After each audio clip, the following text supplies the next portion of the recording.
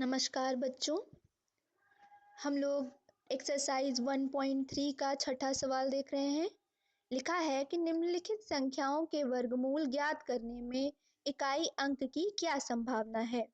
ठीक है, हमें बताना है कि किसी संख्या का जब हम वर्गमूल निकालते हैं तो बिना निकाले हम कैसे पता कर सकते हैं कि उसका जब वर्गमूल निकाला जाएगा तो क्या अंक आने वाला है।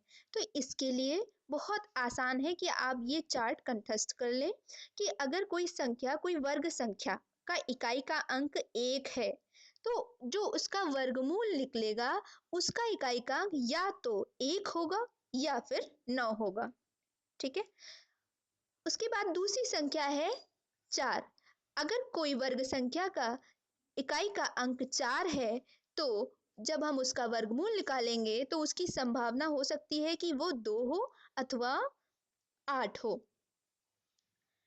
फिर 5 अगर कोई संख्या है, जैसे हम मान लें कि कोई भी वर्ग संख्या 25 का जब हम वर्गमूल निकालते हैं, अंडर रूट निकालते हैं, तो हम देखते हैं कि हमारे पास जो इकाई का अंक आएगा वो कितना आएगा, 5 आएगा। इसी तरह से यदि हम 16 का वर्गमूल निकालते हैं, जैसे यहाँ पे लिखा है इकाई का अंक अगर 6 है, 16 का वर्गमूल निकालते हैं तो बताइए कितना आएगा। तो हो सकता है अगर 16 है तो ये 4 आएगा। अगर 36 है, अभी मैंने कहा ना कि ये सब संभावना है। अब हो सकता है इकाई, अभी ये यहाँ पे और भी बड़ी संख्या होती 36 होता, तब तो इकाई का अंक कितना आता, 6 आता। तो इस तरह से आप अपने सवालों को लगाएंगे और फिर अगर कोई दिक्कत होती है तो फिर पूछेंगे। जैसे पहला सवाल देख लेते हैं कि का नंबर दिया है, कितना दिया है, 1764 कोई भी वर्ग संख्या है और इसका वर्गमूल निकालने पर उसका इकाई का अंक क्या होगा, या तो 2 होगा या फिर 8 होगा। दूसरा सवाल है 15,625।